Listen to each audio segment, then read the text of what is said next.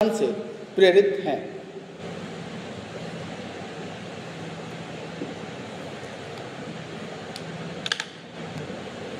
देखो कई बार ये क्वेश्चन आता है कि प्रस्तावना कहाँ से ली गई। अमेरिका के संविधान में है, लेकिन अपन ने क्या लिखा, भाषा, है ना। तो वो ये तो पूछ के परेशान हो गए। अब वो ये पूछते इसकी भाषा कहाँ से ली गई, तो वो ऑस्ट्रेलिया के संविधान से। ठीक है। कई बार कैसा होता है कि अपन लोग जब पढ़ते हैं ना और क्वेश्चन जब आता है ना तो उसमें थोड़ा सा अंतर रहता है और वही अपना गलत हो जाता है। फिर अपन कहते हैं कि अगली बार गलत नहीं होगा। अगली बार आपको वो क्वेश्चन मिलेगा ही नहीं पेपर में। कभी आप 10 बार आप पेपर दोगे नहीं मिलेगा आपको। अगर धोखे से आ जाए तो अलग बात है, लेकिन अगली बार में क्वेश्चन आपको मिलने की संभावना नहीं है। इसकी जो भाषा है वो ऑस्ट्रेलिया के संविधान से। यहाँ पर जो शुरुआत होती है हम भारत के लोग, है ना। तो अपन लोग कहें कि यूएन का जो चार्टर है उसमें है हम यूएन के लोग, तो वहां से आ गया कि हम भारत के लोग, इस टाइप से। ठीक है ना, इसी में लिखना, इसी में 42वें संविधान संशोधन अधिनियम 1976, 42वें संविधान संशोधन अधिनियम 1976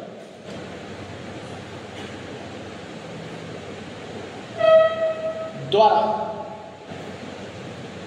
1976 द्वारा 1976 द्वारा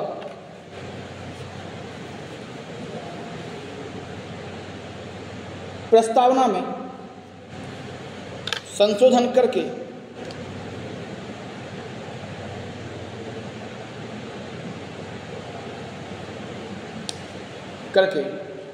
प्रस्तावना में संशोधन करके समाजवादी,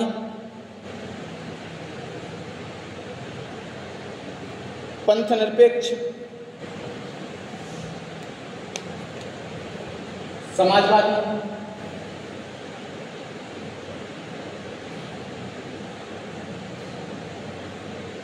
पंथनिरपेक्ष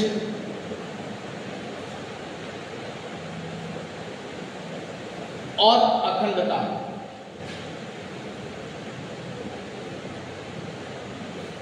अखंडता नामक शब्द जोड़े गए।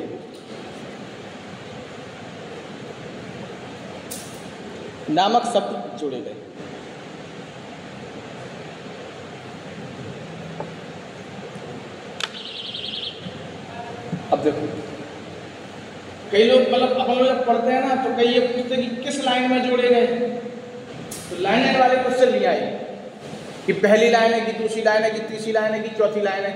ये तो अपने आप को मतलब एक प्रकार से ये कहना कि अच्छी बात है कि क्वेश्चन अपन बना रहे हैं, लेकिन ऐसे भी क्वेश्चन अपने के सामने नहीं आए कि जो अपने दिमाग का दही करें। क्वेश्चन एक आता है दक्षिण भारत की गंगा, है ना। या फिर अपन कहें दक्षिण की गंगा, या फिर अपन कहें वृद्ध गंगा। इन क्वेश्चन में आप हमेशा कंफ्यूज रहोगे, माथा पच्ची होती। और अंत में जब भी डिस्कस होगी ना नदियों में तो यही पूछेंगे। इसमें जो किताब में लिखा है, ऑथेंटिक किताब में लिखा है, जो क्वेश्चन में आयोग ने आंसर माना है वही आंसर हमारा होगा। वृद्ध गंगा अगर पूछते तो हम लोग गोदावरी का नाम दे देते। दक्षिण भारत की पूछते हैं तो कावेरी का नाम अपन लोग दे देते हैं कि ये है, और आंसर यही माने जाते हैं ऐसे जो चल रहे हैं। ऐसा नहीं कि अपन अपना दिमाग खराब कर रहा है जबरदस्ती। तो जबरदस्ती में कुछ चीज़ें ऐसी होती हैं, जैसे मान लो मैथ है, मैथ में त्रिकोणमिति है, तो उसमें साइन थीटा कॉस थीटा अगर आप आर्यभट्ट बनोगे तो काम नहीं चलेगा। रटना है तो रटना ही पड़ेगा आपको, है ना। जो फॉर्मूला है वो कैसे बना वो इम्पोर्टेंट नहीं है अपने लिए, वो फॉर्मूला कहाँ पे लग के आंसर निकल रहा वो इम्पोर्टेंट है। तो ऐसे कुछ चीज़ें यहाँ भी होंगी। उसको अगर अपन ये देखें तो ये वाला शब्द जोड़ा गया प्रथम पैरा में और ये वाला शब्द जोड़ा गया 6वें पैरा में।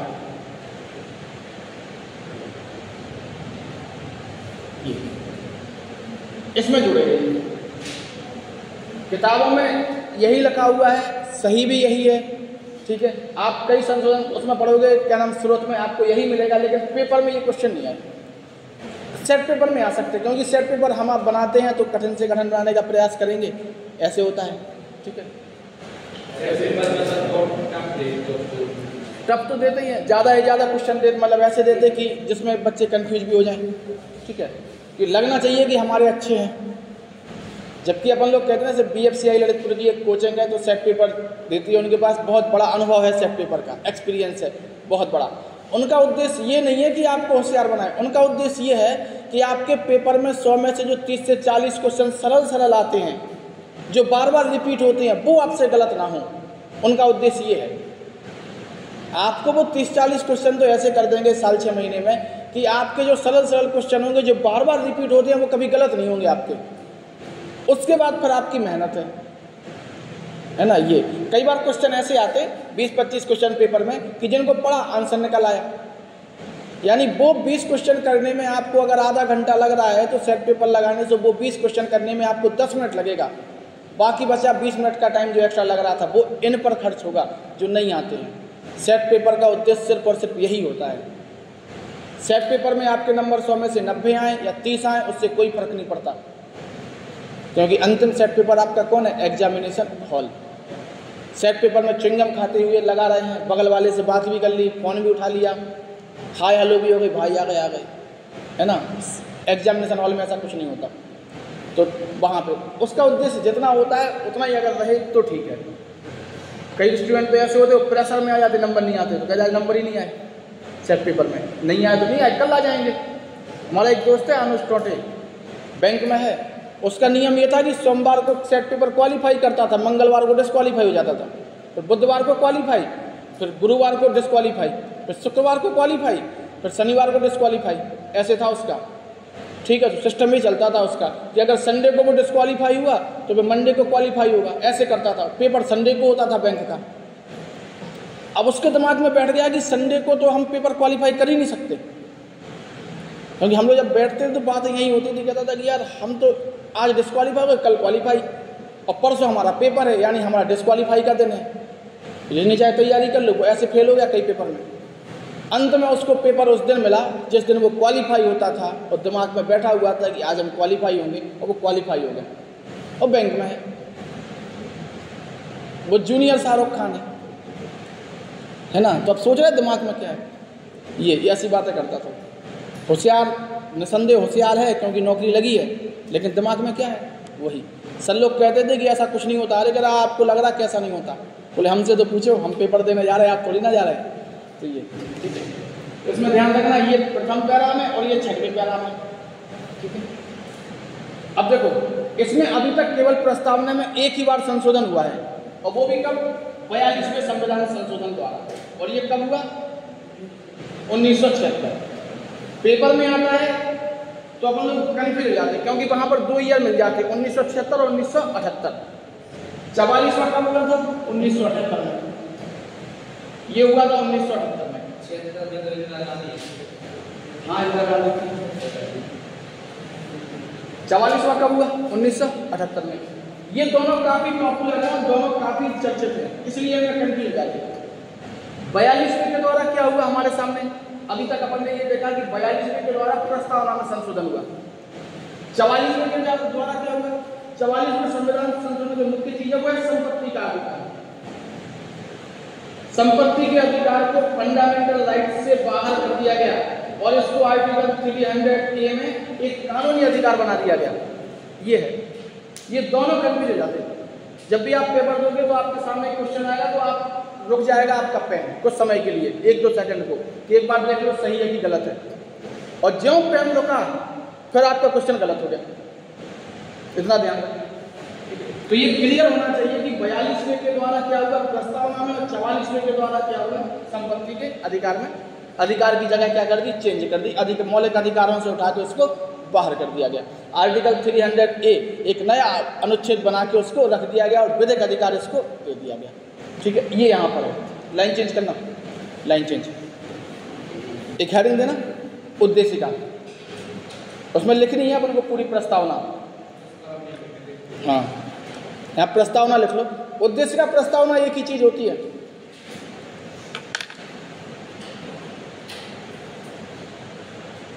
याद हो जाए तो अच्छी बात है, नहीं हो तो कोई दिक्कत नहीं है, बस पता रहे कि पहले कौन सा शब्द है, उसके बाद कौन है, उसके बाद कौन है।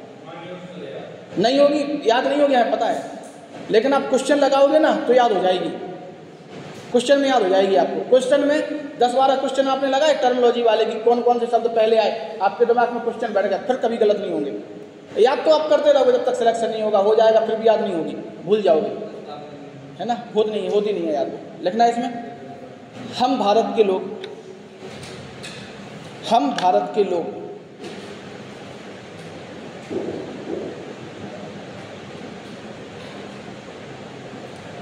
भारत को, हम भारत के लोग भारत को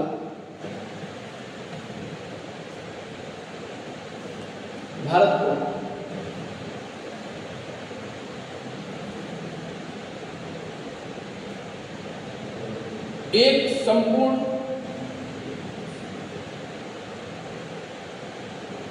प्रभुत्व संपन्न, एक संपूर्ण, हम भारत के लोग भारत को एक संपूर्ण प्रभुत्व संपन्न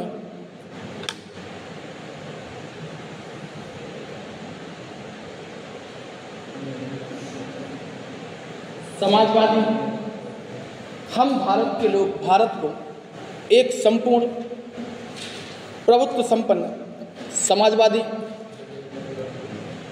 पंथ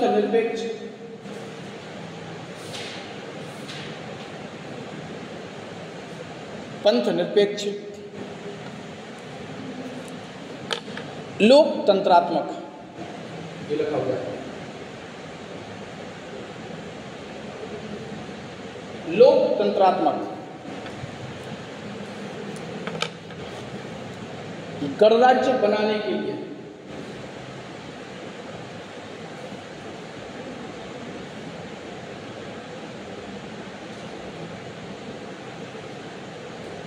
लोकतंत्रात्मक गणराज्य बनाने के लिए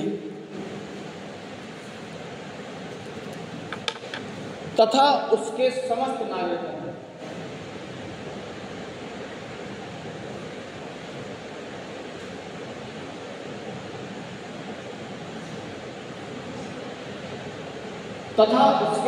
नागरिकों को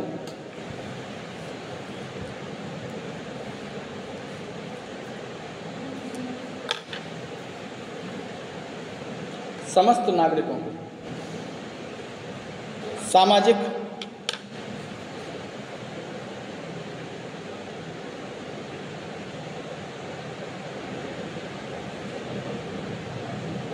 आर्थिक और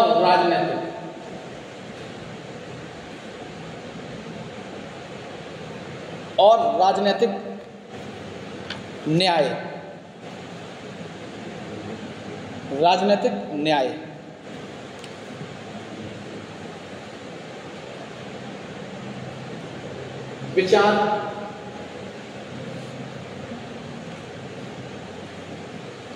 विचार, अभिव्यक्ति,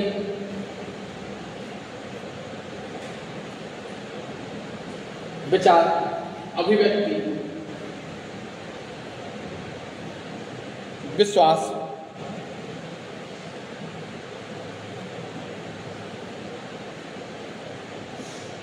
धर्म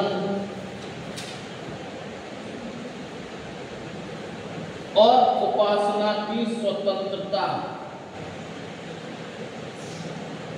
विचार, अभिव्यक्ति, विश्वास,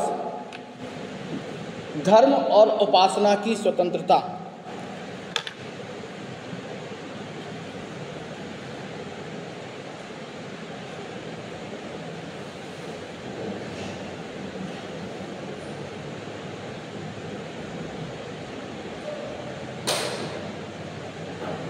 प्रतिष्ठा और अवसर की समता,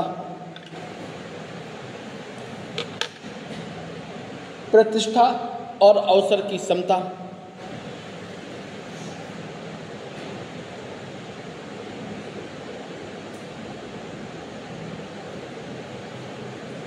प्राप्त कराने के लिए, अवसर की समता प्राप्त कराने के लिए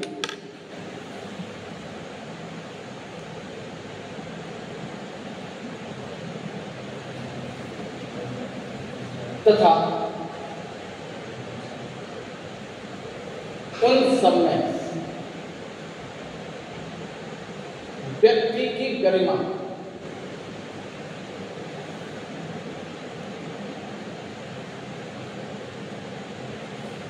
व्यक्ति की गरिमा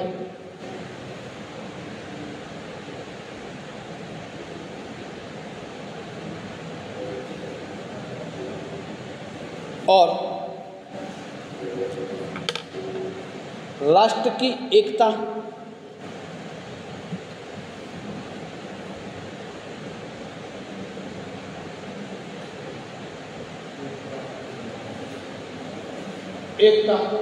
और अखंडता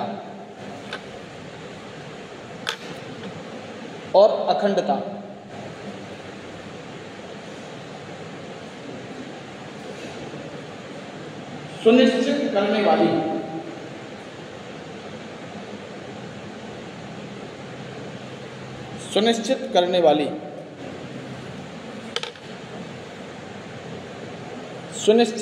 वाली बंधुता, ब्रदरहुड नहीं कहते अपन, सुनिश्चित करने वाली बंधुता, भाईचारा है ना, बंधुता, बढ़ाने के लिए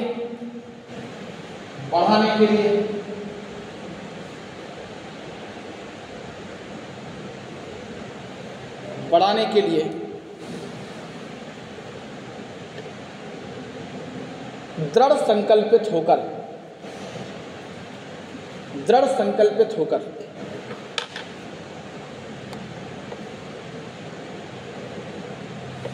अपनी इस संविधान सभा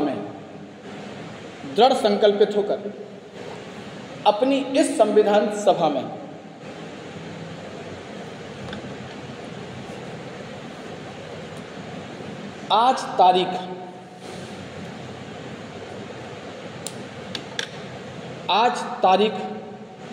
आज यानी 26 नवंबर 1949 है ना। आज तारीख 26 नवंबर 1949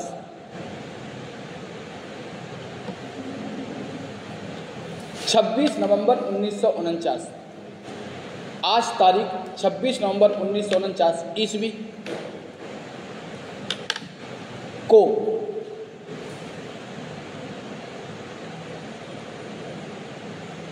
एतद द्वारा, कैसे लिखा जाएगा, एतद द्वारा, हाँ एतद द्वारा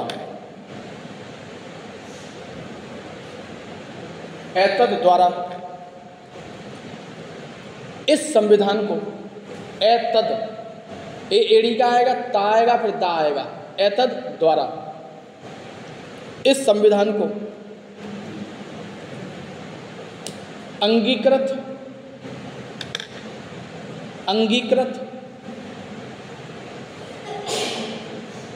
अधिनियमित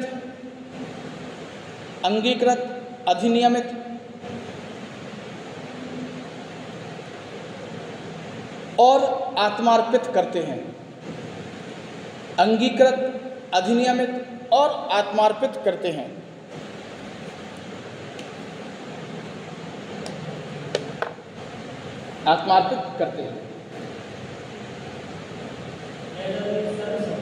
हाँ, एतद मतलब होता है हाँ सबके साथ। आप देखना कई बार लिखा होगा एतद द्वारा घोषणा की जाती है, सरकार द्वारा या फिर शासन के द्वारा ये सब किया जाता है। शासन को अधिकार किसने दिया? जनता ने ये करने का।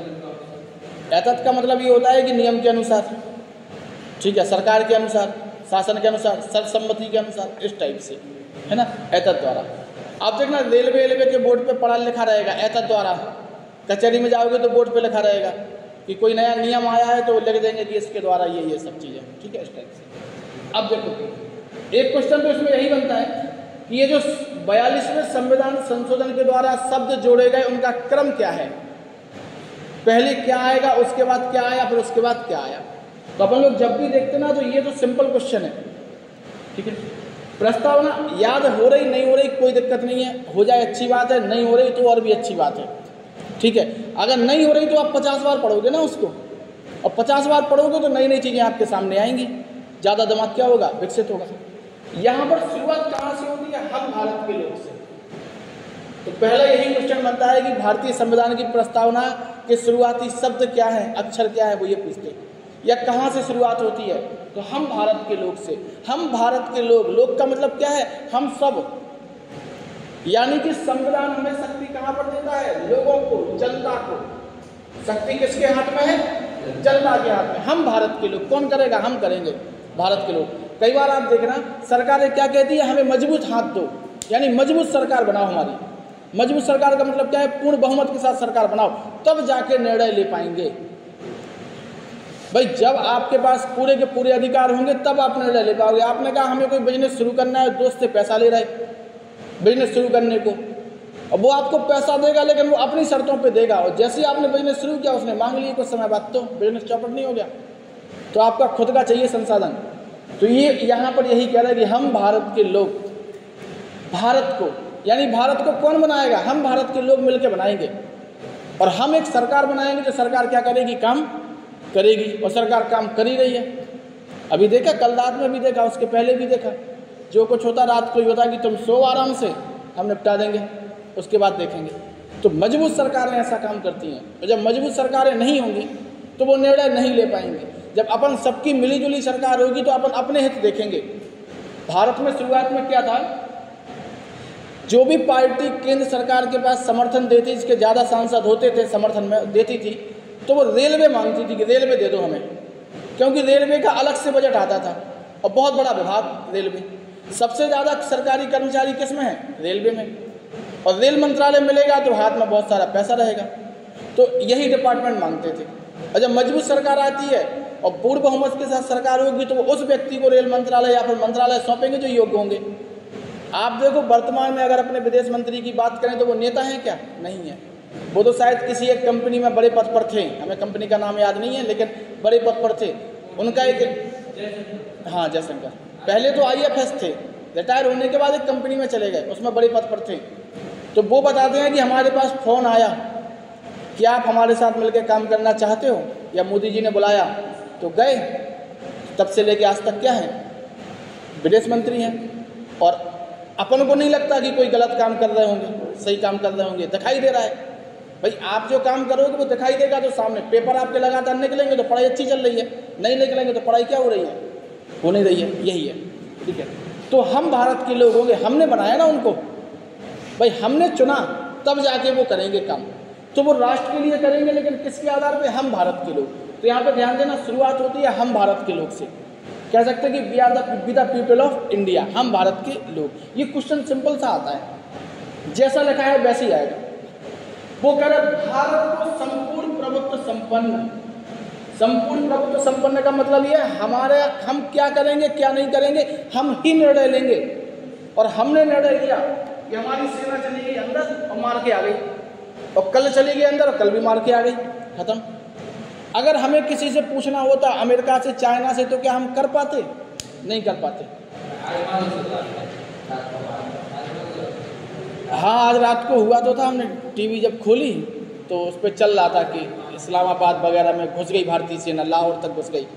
उनके बहुत सारे जो सिस्टम थे, डिफेंस सिस्टम, वो ख़त्म कर दिए।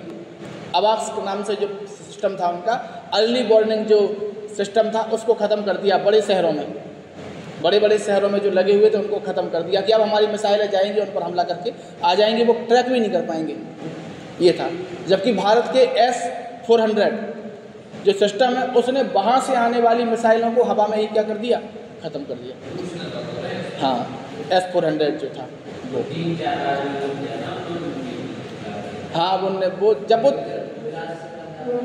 अब जो भी है, अपने विदेश मंत्री का बयान ये आ रहा था कि हर हमले का मुंह तोड़ जवाब दिया जाएगा। समझ रहे हैं आप बात को। वो कह रहे थे कि हमारी ये कार्रवाई नपी तुली थी, आतंकवादियों के खिलाफ थी। अब आप अगर उसमें हस्तक्षेप करोगे, हमारे ऊपर कुछ करोगे, तो हम भी पीछे नहीं हटेंगे, हम मुंह तोड़ जवाब देंगे। और पूरी अंतर्राष्ट्रीय जो जगत है उसको अपन लोग बार बार अपडेट भी कर रहे हैं कि भैया उनने ऐसा किया तो हमने ऐसा किया। समझ रहे ना, अपने घर में होता है कि मोड़ा मान ही नहीं रहो, लड़ रहो मोड़ा, क्या करें, फूफा को फ़ोन लगा रहे, जीजा को फ़ोन लगा रहे, बहन को लगा रहे, मम्मी लगा रही बार बार कि मोड़ा तो मान ही नहीं रहो, लड़ रहा हो, ऐसा कर रहे, तो क्या करें। अपडेट दे रहे रिश्तेदारों को कि उनसे प्रेशर आएगा, फिर भी तुम नहीं मानो। तो ये न्यूज़ में तो ये भी आ रहा था कि पाकिस्तान के जो उच्चाधिकारी हैं, जो सेना के अफसर हैं, वो देश से भागने की फिराक में हैं। एक फ्लाइट बता रहे थे कि जाते हुए दिखाई दी, भागने की फिराक में, तो भाग ही जाएंगे वो तो ये तो संपूर्ण प्रभुत्व संपन्न का यही मतलब है। जब हमारे ऊपर किसी का प्रभाव नहीं होगा, कोई हमारी आंतरिक भारत के अंदर के मामले में कोई हस्तक्षेप नहीं करेगा और बाहर के मामले में भी कोई हस्तक्षेप नहीं करेगा। हस्तक्षेप कब नहीं करेगा? जब आप सक्षम होंगे, जब आप संपन्न होंगे, तब नहीं करेगा। भारत के अंदर अगर कुछ भी होता है तो अन्य देश अगर बात करते तो अपने मंत्रालय क्या कहते, विदेश मंत्रालय वगैरह, कि अपना देखो, हमारे देश के अंदरूनी मामलों में हस्तक्षेप करने की आवश्यकता नहीं है। आप दो भाइयों दो लड़ो और रोड पे कोई व्यक्ति आपको अलग करे मान लो, तो आप क्या कहोगे कि तुम्हें क्या करना, हम दोनों भाई हैं, लड़ रहे हैं, हमारे घर का मैटर है, कहते कि नहीं कहते अपन? तो यही होता है संपूर्ण प्रभुत्व संपन्न सामान्य तौर पे, ठीक है। तो संपूर्ण प्रभुत्व संपन्न का मतलब अगर अपन देखें टेक्निकली तो ये होगा हमारी आंतरिक और हमारी विदेश नीति हमारे हिसाब से होगी, हम तय करेंगे, जो सिद्धांत है वो हम बनाएंगे, उसके आधार पे हम काम करेंगे। अगर आप देखो तो संपूर्ण प्रभुत्व संपन्न में ये भी है कि भारत ने यूक्रेन की मदद की और भारत रूस के साथ भी बात करता है। अगर आपकी लड़ाई इनसे है और मैं उनका साथ दे रहा हूं तो आप तो पहले हमें दुश्मन मानोगे। भारत ने हथियार किसी को नहीं दिए, खाना पीना दवाई ये सब दिया, ये ठीक है। इसके बाद शब्द आता है समाजवादी। तो समाजवादी क्या होता है? समाजवादी का अर्थ क्या होगा बताओ, आप लोग बताएंगे, ये कॉर्नर में बैठे हैं। समाजवादी का अर्थ बताओ क्या होता है? आप लोग, आपसे पूछ रहे हैं दोनों से, समाजवादी का अर्थ बताओ क्या है? समाजवादी चिल्ला देते हैं अपन, समाजवादी पार्टी भी है अपने यहाँ, अखिलेश भैया क्या है, मुखिया है उसके, तो बताओ क्या है समाजवादी? समाजवादी का मतलब एक दिन अपने डिस्कस किया था, पूंजीवादी और समाजवादी, है ना।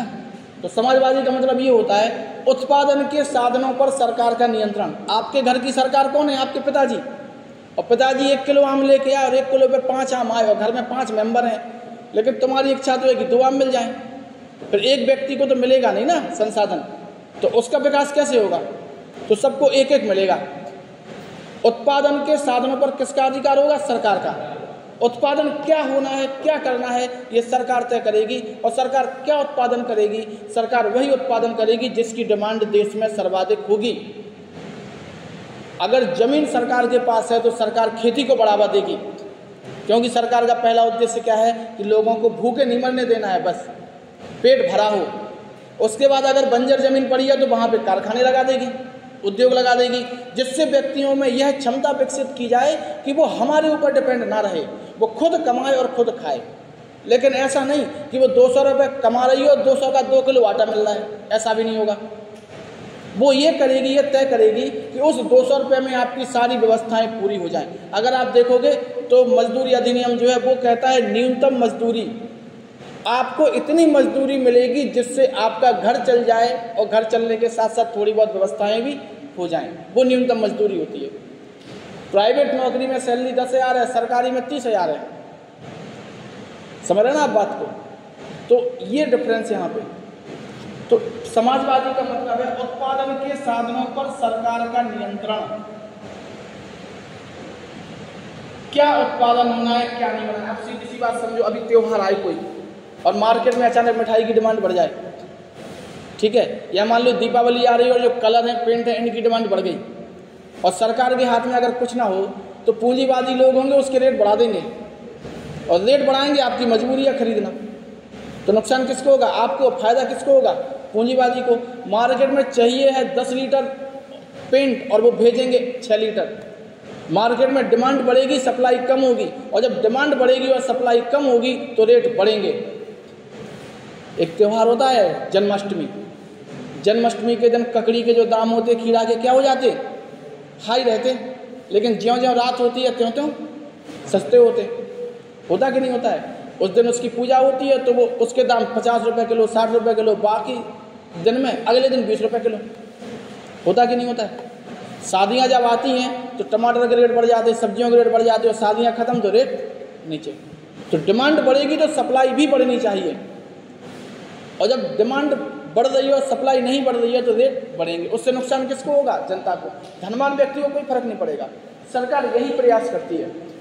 अगर मार्केट में 100 मार्कर की आवश्यकता है तो सरकार 120 मार्कर बना के मार्केट में डालेगी, जिससे इस मार्कर के दाम क्या रहें? कम रहें, तो गरीब से गरीब जो शिक्षक होगा वो भी इसका प्रयोग कर पाएगा। ये है सरकार का काम। और अगर पूंजीवादी के पास ये हाथ में रहे तो मार्केट में 100 मार्कर की आवश्यकता है, वो 80 बना के भेजेगा कि 20 की डिमांड हमेशा खाली रहे। और आप सब टीचर हैं तो आप जाओगे मार्कर लेने तो आप दाम बढ़ा के कहोगे, आप फोन करोगे भैया हमारे 2 रख लेना, हम 50 की जगह 60 दे देंगे। यही होता है कि नहीं? तो फिर आप लेके आओगे, ये होगा। ठीक है, तो ये समाजवादी व्यवस्था है। समाजवादी में उत्पादन के सभी साधनों पर सरकार का नियंत्रण होगा। उत्पादन के कितने साधन है अपने यहाँ देख लो। कई सारी सरकार की फैक्ट्री भी हैं, कंपनियां भी हैं, कारखाने भी हैं, रेल है। रेल में आपको कम से कम पैसों में बेहतर सुविधाएं मिल रही हैं। कम से कम में आप 100-125 रुपये में भोपाल जा सकते, लेकिन प्राइवेट बस से जाओगे तो 400-500 की टिकट है ना। और सुरक्षित भी जा सकते रेल में। अगर सरकार चाहे तो रेलवे में ललितपुर से भोपाल की टिकट 500 कर दे, कर तो सकती है, लेकिन उसको पता है कि जो गरीब व्यक्ति होगा वो नहीं जा पाएगा। और सरकार का उद्देश्य क्या है? सबको साथ लेके चलना। और सबको साथ का मतलब क्या है? यही उत्पादन के साधन पर सरकार का नियंत्रण। अभी हाल वो ट्रेन दे दो किसी को, आपको मिल जाए ठेका पे 1 करोड़ में कोई ट्रेन जो भोपाल जाती है 1 साल के लिए, फिर तुम क्या करोगे? दाम बढ़ा दोगे, उसके दाम बढ़ा दोगे, टिकट के रेट बढ़ा दोगे। जिसको जाना है जाओ, नहीं जाना व्यक्ति को जाना ही है तो मजबूरी है, तो आपका फायदा बढ़ेगा, उसका फायदा क्या हो जाएगा? कम हो जाएगा। आप प्राइवेट बस से झांसी जाओ और सरकारी बस से जाओ तो दोनों में जमीन आसमान का अंतर रहेगा। हाँ, थोड़ी बहुत सुविधाएं कम हो सकती हैं, सुविधाएं थोड़ी बहुत कम हो सकती हैं, तो उनसे तो समझौता अपन को करना पड़ेगा। सरकारी अस्पताल में जाओगे तो आपको लाइन में लगना पड़ेगा, प्राइवेट में जाओगे तो तुरंत। आप किसी प्राइवेट में जाओगे तो फीस 400 है और इमरजेंसी में दिखाना है तो फीस 600 है। सरकारी में जाओगे और इमरजेंसी है तो इमरजेंसी की व्यवस्था अलग है और वैसी व्यवस्था अलग है, वहाँ फ्री में काम हो रहा। ये है दोनों व्यवस्था। तो सरकार का नियंत्रण होगा उत्पादन के साधनों पर, यही समाजवादी व्यवस्था होती है। ठीक है। पंथ निरपेक्ष क्या होता है? पंथ निरपेक्ष